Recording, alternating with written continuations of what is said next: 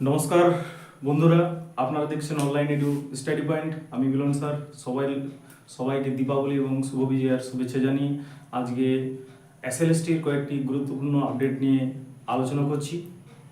তো বিভিন্ন সংবাদ মাধ্যম সূত্রে যা আমরা দেখতে পাচ্ছি, শুনতে পাচ্ছি এবং তার সঙ্গে আমার ব্যক্তিগত চিন্তাধারা দিয়ে আলোচনাটা করার চেষ্টা করছি। হয়তো আমি 100% ঠিক নাও হতে পারি, সেটা মূল্যায়নের দায়িত্ব আপনাদের। আপনারা কমেন্ট সেকশনে বলবেন। বিগত যে আমার ভিডিওগুলোতে বিভিন্ন ভিউয়ারদের, বন্ধুদের যে বিভিন্ন জিজ্ঞাসা প্রশ্ন আমার করেছিলেন আমাকে, তারও কয়েকটা উত্তর নিয়ে আজকে আমি এসেছি। তো শুরু করছি এসএলএসটির 2025-এর আপডেট কিছু আলোচনা। তাহলে যে বিষয়গুলো আমরা আলোচনা করব, মূলত সবচেয়ে যেটা বেশি সবার যতজন এসএলএসটি পরীক্ষা দিয়েছেন, সে ফ্রেশার হোক বা 2016 বা 17 চাকরিহারা শিক্ষক শিক্ষিকারা হন, সবার কাছে একটা টেনশন আছে, ফাইনাল আনসার কি কবে প্রকাশিত হবে, তার সঙ্গে প্রশ্ন চ্যালেঞ্জ। 2, ইন্টারভিউ কাট অফ কীভাবে তৈরি হবে, এটা আপনারা হয়তো প্রায় সবাই জানেন আর কি। তার মধ্যে 1-2 জন আমাকে প্রশ্ন করেছেন আর কি, তার আমি উত্তর দেওয়ার চেষ্টা করবো ভিডিওর মাধ্যমে, যার জন্য প্রশ্ন রেখেছি। গুরুত্বপূর্ণ কেস আপডেট কি, অনেকগুলো কেস এসএসসির এগেনস্টে হয়েছে আর কি, ফ্রেশাররা করেছেন, বিভিন্ন যারা অভিজ্ঞতা নম্বর নিয়ে করেছেন। তো সেই আপডেট কি আছে, রেজাল্ট ডেট নিয়ে এসএসসি কি বলেছে, অর্থাৎ এসএসসির বিচারপতি সুপ্রিম কোর্টে কি জানিয়েছেন। চেয়ারম্যান তো এখনো কিছু মুখে বলেননি আর কি, কিন্তু গত কয়েকদিন আগে একটা সুপ্রিম কোর্টে যে কেস আপডেট ছিল আর কি, আলোচনা ছিল আর কি, কেস উঠেছিল, সেই কেসে সুপ্রিম কোর্টের বিচারপতি মাননীয় কল্যাণ ব্যানার্জি স্যার, তিনি কিছু কথা বলেছেন। তাহলে এখান থেকে আপনারা একটা রেজাল্টের আভাস পাবেন, সেটা বলবো। কাস্ট সার্টিফিকেট ডিজিটাল না ম্যানুয়াল লাগবে, এটা কিন্তু অনেকের মধ্যে এই সমস্যাটা তৈরি হয়েছে, একটা মাথায় চিন্তা আছে যে ডিজিটাল লাগবে না ম্যানুয়াল লাগবে। যাদের কাছে বিশেষ করে ডিজিটাল নেই, তাদের একটু চাপ বেশি হচ্ছে, সেটা নিয়ে বলবো। ভ্যাকেন্সি আপডেট কি হতে পারে, আন্দোলনের প্রভাব কতটা এবং চাকরিটা হবে তো, এই নিয়ে আলোচনা করছি। তো প্রথম পয়েন্ট নিয়ে আলোচনা করি, ফাইনাল আনসার কি কবে প্রকাশিত হবে। দেখুন, এসএসসি যে গেজেট এবং নোটিফিকেশন পাবলিশ করেছিল, নোটিফিকেশনটা সেখানে তারা একটা টেন্টেটিভ ডেট দিয়েছিলেন। সেখানে ওনারা যে রিটেন রেজাল্টের কথা বলেছিলেন, রিটেন রেজাল্টের কথা, সেই রেজাল্টের কথাই ওনারা বলেছিলেন 4th week October 4th week বলেছিলেন, তাই তো? তাহলে অক্টোবর 4th উইক বলতে বোঝা যায় অক্টোবরের শেষের দিকটা, তো মাঝে তো কয়েকটা ছুটি পড়েই গেল আর কি, ঠিক আছে। কিন্তু তার আগে বলেছিলেন যে রেজাল্ট আউটের আগে আমরা ফাইনাল আনসার কি দিয়ে দেব, এটা বলেছিলেন। কিন্তু এখন যেটা বর্তমান সমস্যা হচ্ছে, যে প্রথমত যে আমরা শুনছিলাম যে মাত্র 500 বা 550 জন প্রশ্ন চ্যালেঞ্জ করেছেন, কিন্তু এখন বিভিন্ন সংবাদ মাধ্যম যেগুলো বলছে, সেটা বলছে 92,000 চ্যালেঞ্জ হয়েছে। তাহলে 92,000 জন এসএলএসটি পরীক্ষার্থী বিভিন্ন প্রশ্ন নিয়ে তারা চ্যালেঞ্জ করেছেন। তাহলে এই 92,000 যে চ্যালেঞ্জ, সেগুলো খতিয়ে দেখতে হবে পর্ষদকে, মানে কেন দেরি হচ্ছে ফাইনাল আনসার কি দিতে। তাহলে 92,000 যে কোশ্চেন, সেগুলো পর্ষদকে খতিয়ে দেখতে হবে, তারপর সেগুলো দেখে নিয়ে বিশেষজ্ঞদের মতামত করে একটা চূড়ান্ত রেজাল্ট ঠিক করবেন। তারপর খাতা চেক হবে সেই অনুযায়ী। কিন্তু আমার যেটা মনে হচ্ছে ব্যক্তিগত, যে রেজাল্ট আউটের খুব বেশি আগে ফাইনাল আনসার কি দেবে না, কারণ বিভিন্ন বিষয় নিয়ে একাধিক কেস হয়ে যাচ্ছে, অসংখ্য কেস হচ্ছে আর কি। তাহলে 92,000 এই যে ক্যান্ডিডেট চ্যালেঞ্জ করেছেন প্রশ্ন, তারা তাদের সপক্ষে যুক্তিও দিয়েছেন। এসএসসি কি পারবে সবাইকে খুশি করতে? সবাইকে খুশি করতে পারবে না।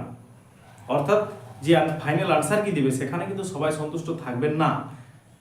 তাহলে যারাই সন্তুষ্ট থাকবেন না তাদের মধ্যে আবার অনেকেই চলে যাবেন কোথায়, হাইকোর্ট বা সুপ্রিম কোর্টে চলে যাবেন কেস করতে। তাহলে সেখানে একটা সমস্যা তৈরি হতে পারে, যার জন্য পর্ষদ এসএসসি কি করবে, রেজাল্টের হয়তো একদিন হয়তো আগে আনসার কিটা দেবে এবং তারপরে পরেই রেজাল্ট দিয়ে দেবে আর কি। যেমন আমরা দেখলাম প্রাইমারি টেটের রেজাল্ট আনসার কি দেওয়ার পরেই রেজাল্ট দিয়ে দিল আর কি। তাহলে সেখানে চ্যালেঞ্জ করার এটা কম থাকবে আর কি। এবং এসএসসির ক্ষেত্রে তো ইন্টারভিউর টেন্টেটিভ একটা ডেট দেওয়া আছে আর কি। তাহলে যেই রেজাল্টটা দেবে তার এক সপ্তাহ পরেই ইন্টারভিউ শুরু করতে হবে। তাহলে যারা ধরুন ডাক পাবে তারা আর এই নিয়ে বেশি মাথা খারাপ করবে না, দৌড়াদৌড়ি করবে না, তারা ইন্টারভিউ প্রিপারেশন নিয়ে ব্যস্ত হয়ে পড়বে, তাহলে কেসের চান্সটা কম থাকবে আর কি। যার জন্য পর্ষদ ওই সুযোগটা এসএসসি কম দেবে আর কি। ঠিক আছে, তার মধ্যে যে কিছু কেস হবে না সেটা আমি বলছি না, কিছু কেস হবেই আর কি। এবং এখানে এতগুলো যে প্রশ্ন, বিভিন্ন সাবজেক্টে যে এতগুলো কোশ্চেন যে ভুল আছে, তার দুটো কারণ আমি একটা মনে করি আর কি। একটা সময়ের অভাব ছিল, এসএসসির কাছে এত কম সময়ে পরীক্ষা নেওয়াটা একটা চাপের ছিল। আর 2 নম্বর আমার মনে হতে পারে আর কি, যে যারা কোশ্চেন করছেন অবশ্যই তারা আমাদের থেকে পণ্ডিত মানুষ, তারা অত সহজে ভুলটা করবেন না। তারা যদি এসএসসি যদি চায় যে না বিতর্ক হোক, কেস হোক, দেরি হোক, প্রসেসটা একটু বিলম্ব, যত দেরি হয় ততই ভালো। কেস হয়ে গেলে তো আমাদের নিজেদের ঘাড়ে দোষ চাপবে না, সেটাও কিন্তু একটা কারণ হতে পারে। তাহলে এক সময়ের অভাবের জন্য হতে পারে, প্রশ্নগুলো ভুল আনসার দিতে পারে। 2, তারা ইচ্ছাকৃতভাবে দিতে পারে যে যাতে প্রসেসটা ডিলে হয়, এটার উপর যাতে কেস হয় আর কি।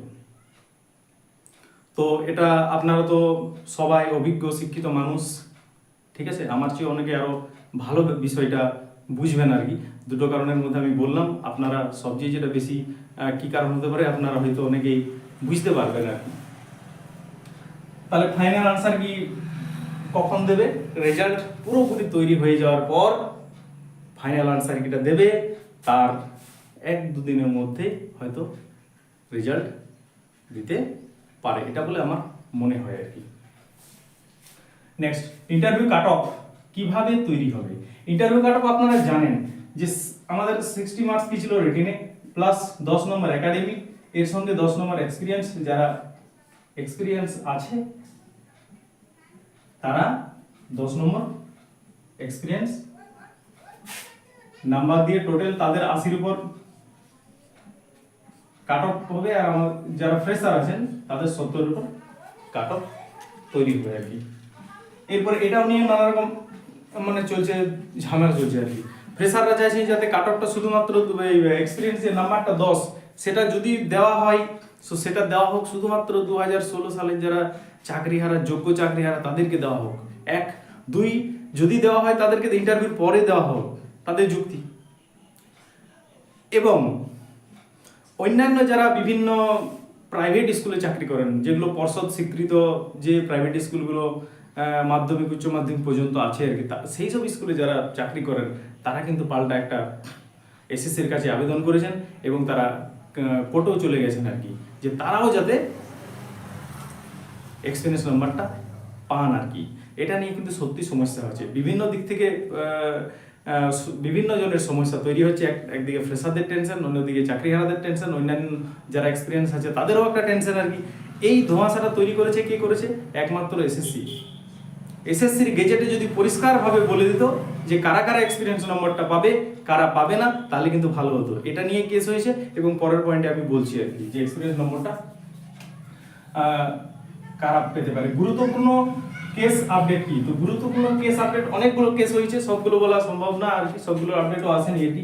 তাহলে যে হাইকোর্ট সূত্রে যেটা খবর আর কি, যেটা হাইকোর্টের কেসের যেটা আপডেট, সেখানে বলেছে যে কারা এক্সপিরিয়েন্স নাম্বার পাবে, এক্সপিরিয়েন্স নাম্বারটা কারা পাবে সেটা এসএসসি কে উল্লেখ করে দিতে হবে, কোর্টে পরিষ্কার জানাতে হবে যে কারা কারা এক্সপিরিয়েন্স নাম্বারটা পাবে, কারা কারা পাবেন না। যাদের অভিজ্ঞতা আছে, অনেকেই অ্যাপ্লাই করেছেন বিভিন্ন দিক থেকে আর কি, চাকরিহারারা বাদ দিয়েও আর কি, তো তাদের মধ্যে কারা পাবেন এবং কারা পাবেন না সেটার একটা পরিষ্কার তথ্য কিন্তু এসএসসি কে দিতে বলেছে হাইকোর্ট। এই বিষয়টা এসএসসির আগেই পরিষ্কার করে দেওয়া উচিত ছিল, তাহলে এতটা বিভ্রান্ত তৈরি হতো না আর কি। এরপরে সুপ্রিম কোর্টের একটা আপডেট কি আছে, সুপ্রিম কোর্টের আপডেট যে টেন্টেড গ্রুপ সি এবং ডি গ্রুপের যে টেন্টেড লিস্ট, সেটা কিন্তু এসএসসি কে পাবলিশ করতে হবে। আপনারা জানেন যে আগামী 3 তারিখ থেকে, নভেম্বরের 3 তারিখ থেকে গ্রুপ সিডির ফর্ম ফিল আপ শুরু হচ্ছে। তো তার আগেই তাদের যে একটা টেন্টেড লিস্ট, অর্থাৎ যারা দুর্নীতি করে চাকরি পেয়েছেন, প্রমাণিত হয়েছে আর কি, তাদের তালিকা কিন্তু তাদের আগেই দিতে হবে। তাহলে এসএসসির কাছে নতুন দুটো চাপ বেড়ে গেল। এক, কারা এক্সপিরিয়েন্স পাচ্ছে সেই নিয়ে একটা লিস্ট হাইকোর্টে জমা দিতে হবে। দুই হচ্ছে কি, গ্রুপ সিটির যারা টেন্টেড তাদের একটা লিস্ট পাবলিশ করতে হবে আর কি। তাহলে এই দুটো কাজ করতে আরও কিছু সময় এসএসসির লেগে যেতে পারে, যার জন্য ফাইনাল যে রেজাল্ট, সেই রেজাল্টটা আরেকটু পিছিয়ে যেতে পারে, ওনাদের যেটা টার্গেট ছিল তার থেকে পিছিয়ে যেতে পারে। রেজাল্ট নিয়ে এসএসসি কি বলেছে, অর্থাৎ এসএসসির আইনজীবী সুপ্রিম কোর্টে বলেছেন যে এই রেজাল্ট হতে পারে ফার্স্ট উইক হতে পারে নভেম্বরের ফার্স্ট উইক। নভেম্বরের 4 তারিখে আরেকটা কেস আপডেট আছে, নভেম্বরের 4 তারিখে। আমার মনে হচ্ছে এই 4 তারিখের আগেই কিন্তু এসএসসি রেজাল্ট আউট করে দেবে, ফাইনাল আনসার কি দিয়ে আর কি। অবশ্যই রেজাল্ট আগে ফাইনাল আনসার কি দেবে, তারপরে রেজাল্টটা দেবে। সেটা সঙ্গে সঙ্গে হতে পারে যে ফাইনাল আনসার কি বিকালে পাবলিশ করলো, গভীর রাতে দেখবে রেজাল্ট। এনার তো গভীর রাতেই বেশি কিছু হয় আর কি, তো গভীর রাতে দেবে রেজাল্ট আউট হয়ে গেল আর কি, সেটাও হতে পারে। নেক্সট, তাহলে ফার্স্ট উইকে রেজাল্ট কখন হচ্ছে, ফার্স্ট উইকে, যেটা ফোর্থ উইক যেটা বলেছিল সেটা নাও হতে পারে, ঠিক আছে, সেটা নভেম্বরের ফার্স্ট উইক চলে যেতে পারে। আবার ঠিক নেই কোনো কিছু, আবার রেজাল্ট দিয়েও দিতে পারে আর কি, ঠিক আছে। দেখো এখন আমরা যে বিভিন্ন কথা বলছি, আমাদের মতো বিভিন্ন ইউটিউবার বা বিভিন্ন সংবাদ মাধ্যম সূত্রে যে কথাগুলো বলছি, সেই কথাগুলো কিন্তু ঠিকঠাক মিলছে না। আজকে হয়তো একটা কথা বলছি, পরের দিন অন্য কিছু হয়ে যাচ্ছে। এটা কেন হচ্ছে, ঠিক আছে। আমি তো একটা সাধারণ ছোট্ট একটা ইউটিউবার আর কি, আপনাদের এই ভাই বন্ধু, কিন্তু যারা সরকারের বিভিন্ন পদাধিকারী, উচ্চ পদস্থ যারা আধিকারিক যারা বসে আছেন, তাদের কথার কোনো ঠিকঠাক থাকছে না এখন বর্তমান যা পরিস্থিতি। কাজে যে আমি যে কথাগুলো বলছি 100% ঠিক সেটা নাও হতে পারে, ঠিক আছে, বারবার করে বলছি। অবশ্যই কমেন্ট সেকশনে জানাবেন যে আমার আলোচনাটা কতটা ঠিক বা ঠিক নয় আর কি। কাস্ট সার্টিফিকেট ডিজিটাল না ম্যানুয়াল লাগবে, এটা নিয়ে অনেকেরই সমস্যা তৈরি হচ্ছে। যাদের কাছে ডিজিটাল আছে তারা অবশ্যই ডিজিটাল সার্টিফিকেট নিয়ে যাবেন, যাদের কাছে ডিজিটাল নাই তারা ম্যানুয়াল নিয়ে যাবেন। এবং সেই সঙ্গে যারা অ্যাপ্লাই করেছেন ভ্যালিডেশনের জন্য, যারা সার্টিফিকেট পাননি, তারা যে ম্যানুয়ালের যে কপি আপনাদের কাছে আছে, সেটা জেরক্স হোক বা আরো কিছু পিডিএফ আকার আপনার কাছে যা আছে আর কি, সেটা থেকে সেই কপিটা নিয়ে যাবেন। এবং অ্যাপ্লিকেশন যেটা করেছেন ভ্যালিডেশনের জন্য, অ্যাপ্লিকেশন আইডি এবং সেই সঙ্গে যে ডকুমেন্টগুলো অনলাইন থেকে পেয়েছেন সেগুলো নিয়ে যাবেন। আবার ম্যানুয়াল সার্টিফিকেটটা দিয়ে সরকারের ওয়েবসাইট, কাস্ট সার্টিফিকেটের ওয়েবসাইটে সার্চ করলে একটা ডিজিটাল নাম্বার পাওয়া যাচ্ছে, সেটা প্রিন্ট আউট করে সঙ্গে নিয়ে যাবেন ম্যানুয়াল সার্টিফিকেটের সঙ্গে। তো সেই সার্টিফিকেট নিয়ে চাপ না, আপনার যদি ডিজিটাল থাকে ডিজিটাল নিয়ে যাবেন, আপনার যদি ম্যানুয়াল থাকে আপনি ম্যানুয়ালটাই নিয়ে যাবেন। যদি আপনি ডিজিটালের জন্য অ্যাপ্লিকেশন করেছেন এবং সার্টিফিকেটটা জমা দিয়ে দিয়েছেন, তাহলে যে অ্যাপ্লিকেশন কপিটা সেটা নিয়ে যাবেন এবং ম্যানুয়ালের জেরক্স কপি সেগুলো নিয়ে যাবেন আর কি, ঠিক আছে। তো এটা নিয়ে বেশি চাপ নেবেন না। নেক্সট, ভ্যাকেন্সি আপডেট কি হতে পারে, ভ্যাকেন্সি আপডেট কি হতে পারে এটা কেউই বলতে পারবে না, ঠিক আছে। তো যতটা আশা করা যাচ্ছে কিছু না কিছু ভ্যাকেন্সি আপডেট হবেই। যদি কিছু না ভ্যাকেন্সি আপডেট হয় তাহলে একদিকে ফ্রেশারদের সমস্যা, তাদের সুযোগ কমে যাবে, অন্যদিকে বিভিন্ন সাবজেক্টে চাকরিয়ারা যারা তাদেরও রিস্ক হয়ে যাবে আর কি। তার জন্য আমরা সবাই আশা করছি যে ভ্যাকেন্সিটা যদি আপডেট হয়ে যায় সবারই মঙ্গল। আশা করছি কিছুটা না কিছুটা আপডেট হবে, কিন্তু আমরা যতটা ভাবছি কিন্তু ততটা আপডেট নাও হতে পারে, ঠিক আছে। কারণ আমরা বিভিন্ন জায়গায় দেখতে পাচ্ছি আর কি, একটা যে প্রাইমারির কথা বলি আর কি, প্রাইমারির সভাপতি, পর্ষদ সভাপতি তিনি বলেছিলেন যে আমাদের কাছে 50,000 ভ্যাকেন্সি আছে, নোটিফিকেশন দিল মাত্র 13,000 আর কি। তো সেই হিসাবে কি হতে পারে জানি না, তবে আশা করি যেহেতু পরের বারে নির্বাচন আছে পরের বছর আর কি, তো সরকার চাইবে আর কি যে যাতে সবাইকে তো সন্তুষ্ট করতে পারবে না আর কি, তার মধ্যে যাতে বেশি জনকে সন্তুষ্ট করা যায় তার জন্য, ঠিক আছে, কিছুটা আপডেট হয়তো করতে পারে আর কি, তাহলে অনেকটা সমস্যার সমাধান হবে আর কি। আন্দোলনের প্রভাব কতটা? আন্দোলনের প্রভাব অবশ্যই পজিটিভ আছে, পজিটিভ প্রভাব থাকবে। আন্দোলনের জন্য হয়তো এসএসসি কিছুটা চাপে অবশ্যই থাকবে আর কি, ঠিক আছে। ওনারা যতই কিছু বলুন আর কি, একটা আন্দোলনের পজিটিভ দিক আছে আর কি, ঠিক আছে। এবং চাকরিটা হবে তো, এটা কিন্তু মানে বেশিরভাগ বেকার পরীক্ষার্থীর একটা মাথায় প্রশ্ন হচ্ছে, মানে চাকরিটা হবে তো। তো এটার দুটো কারণ, চাকরিটা হবে আর কি, চাকরিটা কারণ কেন হবে, যে একটা সুপ্রিম কোর্টের গাইডলাইন আছে, সুপ্রিম কোর্টের সময় বেঁধে দেওয়া আছে যে এটা কিন্তু নিতেই হবে, যে ভ্যাকেন্সিটা ডিক্লেয়ার করেছে সেখানে 1 আর 2 পরের বছর যেহেতু বিধানসভা নির্বাচন, সরকার চাইবে যে এটা সুষ্ঠুভাবে সম্পন্ন হয়ে গেলে তাদের পক্ষেও একটা পজিটিভ বার্তা থাকবে। তো আলোচনা করলাম বিভিন্ন বিষয়, যদি আমার কিছু ভুল ত্রুটি হয়েছে আপনারা অবশ্যই কমেন্ট সেকশনে জানাবেন।